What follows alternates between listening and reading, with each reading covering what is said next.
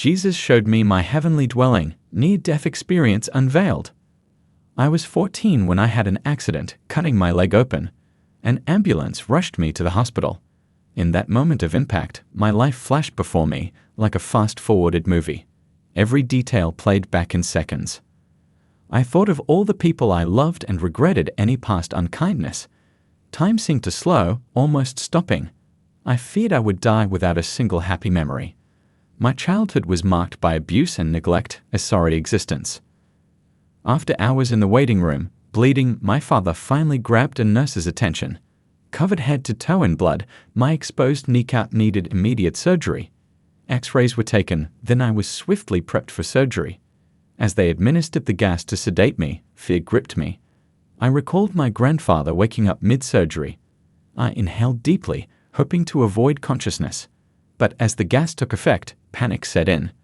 I felt myself screaming and thrashing, though outwardly I was still.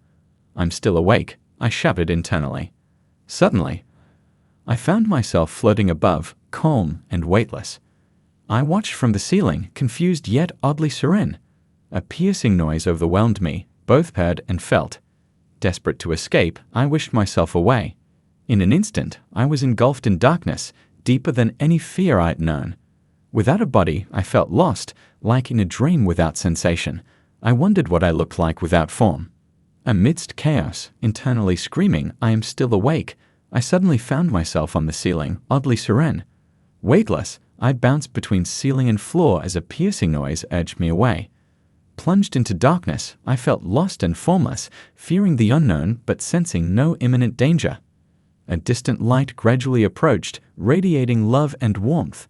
Surrendering to its embrace, I shed emotional barriers, experiencing joy and contentment for the first time. Gazing upon my familiar image, I accepted myself. Approaching white lights revealed glowing beings, guiding me towards my father at the light's end. Trusting them despite my vision impairment, we ventured forward, entering a world of radiant beauty. Observing from multiple perspectives, I marveled at crystalline structures and luminous surroundings. Encountering a building with 12 transparent walls inscribed with names, I felt compelled to remember them. As two women approached, I sought refuge behind a tree, unexpectedly merging with it. Despite my initial fear, I felt a sense of excitement about this surreal encounter. "I'd always thought I could do this," I murmured as the two women passed by, seemingly unaware of my presence within the tree. Content in its embrace, I marveled at its colors, reminiscent of my own. From a young age, I excelled in gymnastics, as if following an unseen guide. Entering what felt like an office or room, I admired Earth's beauty from a breathtaking view. Playfully questioned about staying in the tree, I ventured forth, guided by a soothing male voice. Dancing along a path with deep blue waters, I found myself before a wall or window, gazing at Earth amidst the darkness of space. Reflecting on past trauma, I questioned why God hadn't protected me. To my surprise, a comforting voice offered solace, alleviating my worries.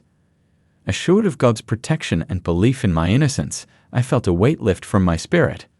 Despite my doubts about my appearance, the voice reassured me of my beauty, separate from my physical form, filling me with joy and gratitude. "I wish I could sing well," I said. "You do," he replied. Surprised, I asked, "Really?" "Yes," he affirmed. "I wish I was perfect," I confessed. "You are," he assured me. "I am." I questioned again, seeking validation. "Yes, you are," he reiterated. Reflecting on past abuse, I expressed feelings of inadequacy, believing I was to blame. However, he reassured me of God's unconditional love and my worthiness. Overwhelmed with love and bliss, I expressed a desire to be with God and him, to which he confirmed. As I turned around, I was met by the sight of Jesus, radiating pure love and excitement. Embracing him, I felt a sense of belonging and eternal life. Despite conflicting teachings, Jesus assured me of my place in heaven and encouraged me to love and enjoy life on earth. Smiling kindly, he affirmed that I was loved, even though I doubted it. I said, "They do," thinking, well, they have a funny way of showing it. I said, "But no one loves me." He said, "I love you." I said, "You do?" He held me close, holding onto my hands in front of him, close to his chest. He said, "Yes, I do." We just stared into one another's eyes some more, both of us full of love for one another. I could stare at him forever and never turn my gaze. I inquired about my purpose on earth if I returned. He revealed glimpses of my future, showing me happiness and laughter. Despite past abuse and doubts, I saw myself finding joy, getting married, and helping others find God. Overwhelmed with love, I wanted him to come with me but feared rejection. Gathering courage, I asked, and to my delight, he agreed. We embraced, filled with love and excitement. Another man entered, handing Jesus a scroll, and they both smiled warmly at me. Jesus then invited me to join him, eager to show me more. We walked together through a lush landscape, reaching a house beside a reflection pond.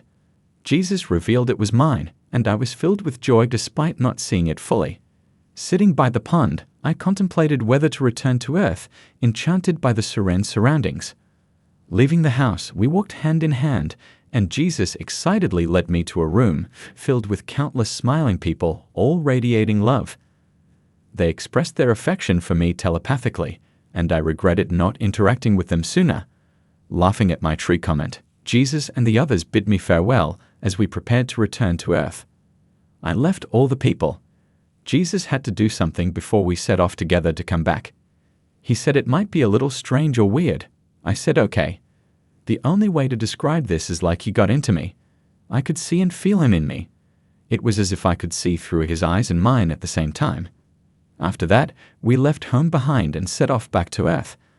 I remember it was so fast, and yet I knew we traveled a great distance. I saw a flash of light from behind me, and then we were back in space. I felt like I was ever expanding and knew where everything was and how far the planets were from me.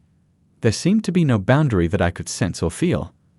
I was stopped in space above Earth. I wanted to get one last look around before I had to come back to this dirty world and this fleshly body. It felt like I was being held in someone's arms. From the moment I put my hand in the light, I was hugged and held. I was facing forward, sitting almost Indian style with my hands folded in my lap.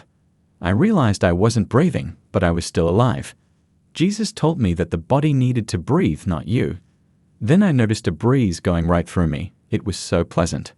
I wanted to remember it always. I live in Florida, so it's always too hot for me. I have a skin problem that makes it uncomfortable to be hot. The breeze was a perfect temperature for me. I looked at the water of Earth and wanted to see the water. Then, just like that, we were flying so fast. It was awesome. I was smiling as I have never before, like a roller coaster ride, but 1,000,000 times better. There was no fear of heights or falling. It was a ride I will never forget. We raced down to the water and splashed. The water was parting like the Red Sea on a much smaller scale. I wasn't getting wet, and I was in a sphere. I thought, oh, what a shame I am not getting wet. I liked the feeling of water on my skin. Jesus said, your body gets wet, not you. I was a little bummed, but nothing major. I skimmed across the top of the water and laughed as we flew away. Back to the hospital, I took one last look around before going back into this body. I thought, it's heavy and dirty, hot and sweaty. I didn't have any attachment to it at all. I was grossed out by it, to be honest. I said, where do I go in? Meaning my body, and right then, I went right in very easily. I entered at the bottom of the sternum area. It was so weird being in the body.